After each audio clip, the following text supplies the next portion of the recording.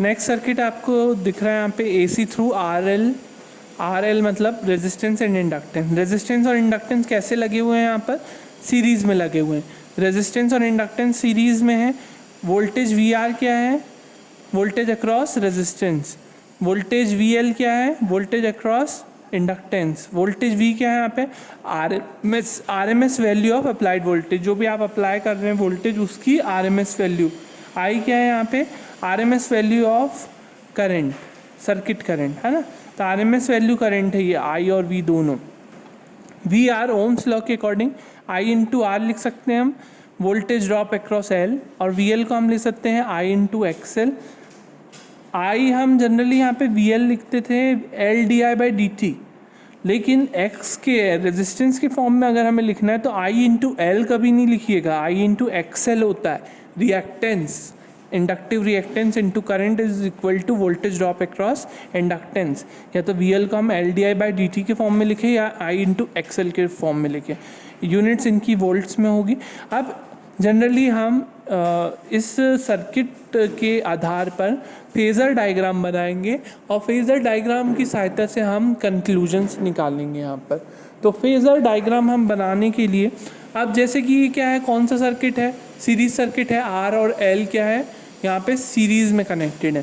तो RL जो है सीरीज़ में कनेक्टेड है, तो करंट जो है R और L के थ्रू क्या होगा, सेम होगा, पर वोल्टेज ड्रॉप जो होगा वो अलग अलग होगा। वोल्टेज ड्रॉप अक्रॉस रेजिस्टेंस अलग होगा और वोल्टेज ड्रॉप अक्रॉस इंडक्टेंस अलग होगा। तो इस प्रकार से VR और VL के बेसिस पे हम वो बनाएंगे फेज़र डायग्राम। तो इसके लिए इस सर्किट में कॉमन क्या है, दोनों एलिमेंट के अक्रॉस, दोनों एलिमेंट के अक्रॉस सर्किट में जो है वो करंट कॉमन है। तो करंट को हमने क्या ले लिया, रेफरेंस। करंट को हमने रेफरेंस ले लिया। करंट हमारा रेफरेंस है I। VR जो है क्या है, वोल्टेज ड्रॉप अक्रॉस रेजिस्टेंस। जो वोल्टेज ड्रॉप अक्रॉस रेजिस्टेंस होता है वो हमेशा I की क्या होता है, फेज में होता है। देखो जहाँ I उसी लाइन में कौन होगा, VR। ये हमने R सर्किट में पढ़ा था तो आपको याद होगा। तो जहाँ I वहीं पर VR। अब VL जो है इंडक्टेंस के केस में करंट जो होता था, प्योर इंडक्टेंस के केस में जो करंट होता था वो वोल्टेज को 90 डिग्री से लैग करता था, वोल्टेज के 90 डिग्री पश्चगामी होता था करंट, है ना। और वोल्टेज उसी दूसरी भाषा में हम कहें, वोल्टेज जो होता था इंडक्टर में वो उसमें बहने वाली धारा के 90 डिग्री अग्रगामी होता था, लीड करता था, है ना। तो यहाँ पे वोल्टेज VR इसके फेज में और करंट I जो है वो 90 डिग्री क्या करेगा, लैग। तो ये 90 डिग्री लैग डायरेक्शन में है, तो इसको हमने क्या ले लिया, I। और इससे हमने 90 डिग्री में हमें ज़्यादा किसको दिखाना पड़ेगा, VL को। ये हो गया VR, ये हो गया हमारा VL। VR और VL का फेज़र सम या रिजल्टेंट क्या कहलाएगा, V। तो ये ध्यान रखें, VR और VL का ये फेजर सम या वेक्टर सम कहते हैं हम इसे। इसका मतलब ये नहीं कि VR plus VL equals to V, गलत है। वो अरिथमेटिक सम कहलाता है, डायरेक्ट मैथमेटिक्स नहीं है। ये हमारा क्या है, वेक्टर सम है। V जो है V इक्वल्स टू जो है वो वेक्टर सम है। तो आप जानते हैं राइट एंगल ट्रायंगल है, इसमें हम क्या लगा सकते हैं, पाइथागोरस थ्योरम। तो पाइथागोरस थ्योरम के अकॉर्डिंग हाइपोटेनस इक्वल्स टू क्या होता है, under root of P square plus B square. Hypotenuse का काम यहाँ पे V कर रहा है और B का कौन काम कर रहा है, बेस का VR स्क्वायर, और परपेंडिकुलर लंब का काम कौन कर रहा है, VL स्क्वायर। तो V को हम लिख सकते हैं under root of VR square plus VL square. VR की वैल्यू यहाँ पर क्या है, generally I into R। VL की वैल्यू क्या है यहाँ पे, I इंटू XL। तो VR की वैल्यू I इंटू R लिख देंगे आप स्क्वायर, प्लस VL की वैल्यू लिख देंगे I इंटू XL। तो यहाँ पे दोनों में I कॉमन है, I बाहर निकाल लेंगे तो I अंडर रूट के बाहर आएगा, तो V equals to I under root of R square plus XL square, यही आएगा। और I इक्वल्स टू हम लिख सकते हैं V by under root of R square plus XL square. अब ये जो under root of R square plus XL square है, ये किसकी वैल्यू है, जनरली Z की वैल्यू है। यहाँ पे Z क्या है, Z जो है इम्पिडेंस ऑफ अ सर्किट है। Z इक्वल्स टू हम यहाँ पे बोल रहे हैं under root of R square plus XL square. tan phi की वैल्यू क्या होगी, tan फाई। अब जो वोल्टेज और करंट के बीच में एंगल जो बनता है उसे हम कहते हैं phi, power factor angle phi. तो ये रिजल्टेंट वोल्टेज और रिजल्टेंट करंट के बीच ही बनेगा। तो V और I के बीच का एंगल क्या है, फाई। अब इससे हमें tan फाई निकालना हो तो tan क्या होता है, tan फाई, tan होता है परपेंडिकुलर अपॉन बेस, है ना। VL अपॉन क्या आएगा, VR। तो यहाँ पर VL अपॉन VR लिखा है, VL क्या होगा, I इंटू XL, VR की वैल्यू क्या होगी, I इंटू R। तो I से I cancel, XL by R, XL की वैल्यू क्या होगी, XL की वैल्यू होगी ओमेगा L बाय R। तो फाई को हम लिख सकते हैं tan inverse omega L by R। तो फाई की वैल्यू कुछ इस प्रकार से निकाली जा सकती है। Z को अगर हमें कॉम्प्लेक्स नंबर के फॉर्म में लिखना हो या रेक्टेंगुलर फॉर्म के फॉर्म में लिखना हो तो Z इक्वल्स टू क्या है, R plus G X L. Magnitude के फॉर्म में Z equals to under root of R square plus XL square और फाई। यहाँ से आपका R आ जाता था और ये एंगल फाई, तो R एंगल फाई ये पोलर फॉर्म है, ये रेक्टेंगुलर फॉर्म है। रेक्टेंगुलर फॉर्म में अगर हमें Z लिखना है तो Z इक्वल्स टू हम क्या लिखेंगे, R प्लस जे एक्स एल। इसके हिसाब से अगर यदि V की वैल्यू यहाँ पे Vm साइन ओमेगा टी है तो उस V को I जो है क्या करेगा, लैग करेगा। आपने देखो रिजल्टेंट करंट जो है I वो V को क्या कर रहा है, फाई एंगल से लैग कर रहा है। ये V और I की तुलना करें आप तो V जो है आगे है, I जो है पीछे। तो I कितने से पीछे, फाई एंगल से पीछे। तो अगर V की वैल्यू Vm साइन ओमेगा टी है तो I जो है V को लैग करेगा बाय एन एंगल फाई। तो I इक्वल्स टू होगा Im sine omega T minus phi. I यहाँ पे Im इक्वल्स टू क्या है, Vm अपॉन Z। तो ओमेगा टी माइनस फाई, ये ध्यान रखें। प्योर इंडक्टेंस के केस में ये था -90, पर ये प्योर इंडक्टेंस नहीं है, ये रेजिस्टेंस इंडक्टेंस सर्किट है। तो रेजिस्टेंस इंडक्टेंस सर्किट के केस में ऐसा नहीं होता। रेजिस्टेंस इंडक्टेंस के केस में एग्जैक्टली 90 डिग्री से लैग नहीं करता है करंट, -फाई एंगल से लैग करता है करंट, किसको, वोल्टेज। इसमें अगर हम पावर का एक्सप्रेशन निकालें तो power equals P equals to क्या होगा, V into I. P equals to क्या होगा, Vm sine omega T, Im sine omega T minus phi.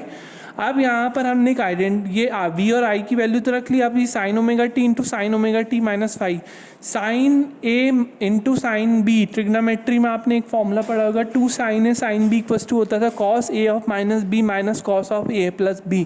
A की वैल्यू यहाँ पे ओमेगा टी है, B की वैल्यू यहाँ पे ओमेगा टी माइनस फाई है। इसको सॉल्व करें आप और यहाँ पे A की जगह क्या रखें, ओमेगा टी, और B की जगह रखें ओमेगा टी माइनस फाई। तो आपका एक्सप्रेशन कुछ इस प्रकार से आएगा। अब इस एक्सप्रेशन को हमने अलग अलग फैक्टर्स में कर दिया, half Vm Im cos phi minus half Vm Im cos two omega T minus five. Average value of क्या होगी, एवरेज वैल्यू इसकी तो रियल पावर्स पे कंट्रीब्यूट करेगी, और इसकी जो एवरेज वैल्यू है इंटीग्रेशन अगर हम 0 से 2 पाई में करें तो इसका इंटीग्रेशन जो आएगा 0 से 2 पाई में, उसका क्या आएगा, 0 आएगा।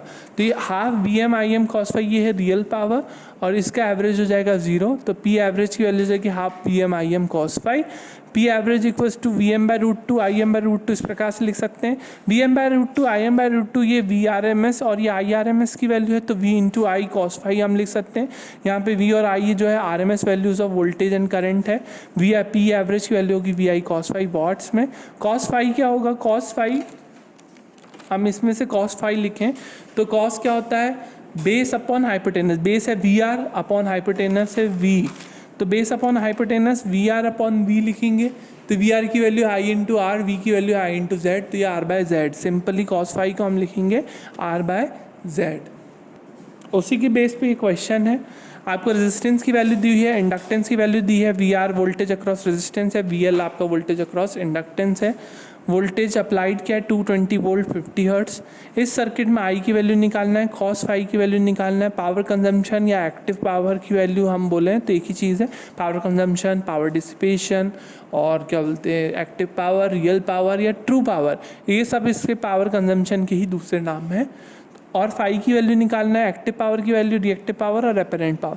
चूँकि ये दोनों एक ही है नाम, लेकिन अलग अलग रूप से आ सकते हैं क्वेश्चन में।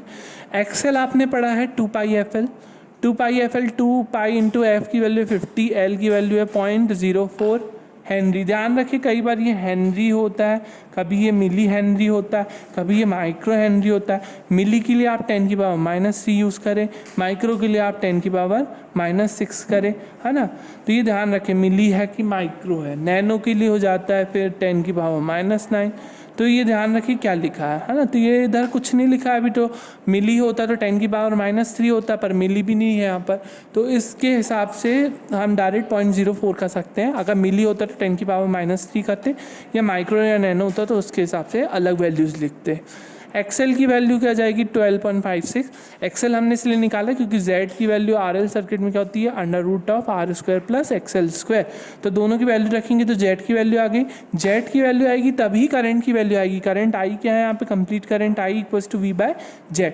V/Z करोगे तो आई की वैल्यू आ गई। cos फाई होगा R/Z, R/Z कर लोगे तो cos फाई आ जाएगा। cos फाई की वैल्यू इतनी है तो फाई की वैल्यू होगी cos इनवर्स 0.847। पाई की वैल्यू आ जाएगी phi = 32.1138 degree. Average power consumption, average power या पावर कंजम्पशन की वैल्यू निकालना है तो W और P एवरेज क्या होता है VI cos फाई से भी निकाल सकते हैं आप इसको, या I² R से भी निकाल सकते हैं। तो VI cos फाई का फॉर्मूला लगाएं या I² R का फॉर्मूला लगाएं, दोनों से आंसर सेम आएगा। Q की वैल्यू मतलब रिएक्टिव पावर की वैल्यू होती है VI sin फाई। तो VI sin फाई करके आप VAR में होती है वोल्ट एम्पियर, रिएक्टिव में यूनिट किसकी, रिएक्टिव पावर की। एपरेंट पावर, हम एपरेंट पावर जो है दो तरीके से निकाल सकते हैं, S = √P² + Q² से भी निकाल सकते हैं, या S = V × I भी कर सकते हैं। V यहाँ पे वोल्टेज और RMS है और I RMS है। 220 volt into this one current will give you this one voltage volt ampere. तो S की वैल्यू वोल्ट एम्पियर में होती है, Q की वैल्यू वोल्ट एम्पियर रिएक्टिव में होती है, और एवरेज पावर की वैल्यू वॉट्स में होती है। तो ये अलग अलग पावर्स की वैल्यू किस में होती है ध्यान रखें। नेक्स्ट क्वेश्चन में आपको यहाँ पर R दिया हुआ है, L दिया हुआ है ना। तो R के क्रॉस वोल्टेज ड्रॉप दिया है 100 वोल्ट, और वोल्टेज VL की वैल्यू दी नहीं है। उसके अलावा आपको डेटा दिया है 240 volt RMS value of voltage, frequency की वैल्यू 50 हर्ट्ज, पावर कंजम्पशन दे दिया आपको इस सर्किट में हो रहा है 300 वाट।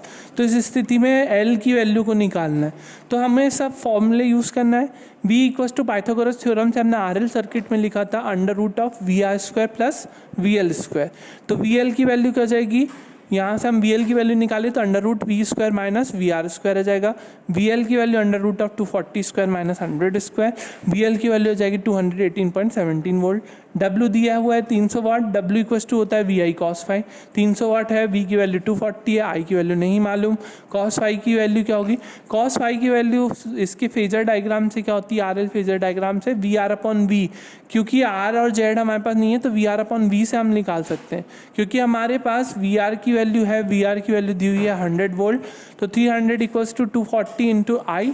VR की वैल्यू हमने रख दी यहाँ पे 100 वोल्ट, V की वैल्यू हमें दी हुई है 240 वोल्ट। यहाँ से हम करंट की वैल्यू निकालेंगे तो करंट की वैल्यू हो जाएगी 3 एम्पियर। VL = होगा IXL। VL की वैल्यू आ गई हमारे पास यहाँ से, तो VL की वैल्यू रखो, I की वैल्यू रखो, XL होता है 2πfL। तो यहाँ पे F की वैल्यू हो जाएगी 50 और L की वैल्यू हो जाएगी, यहाँ से हम L की वैल्यू निकालेंगे तो आएगी 0.231 हेनरी। इसके बाद जो नेक्स्ट क्वेश्चन है, इस क्वेश्चन में आपको करना है, एक 120 वोल्ट की AC मोटर है जो कि 450 एम्पियर करंट ड्रॉ करती है।